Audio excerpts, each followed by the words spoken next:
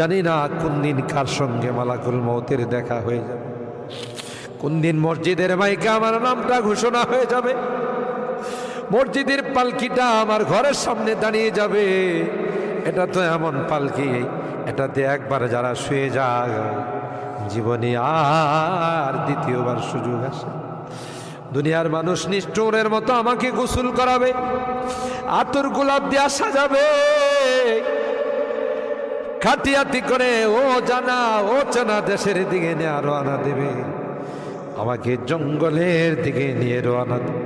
আমি চলে যাব, আর কোনো দিন আসবো না। আল্লাহ ওই মুহূর্তটা আসার পূর্বে নেককার বানাই দিও আল্লাহ, পরহেজগার বানাই দিও, কলমাওয়ালা বানায়া দুনিয়া থেকে নিও আল্লাহ। আমি যদিও গুনাহগার, মুসাফিরের দোয়া নাকি তোমার কাছে কবুল।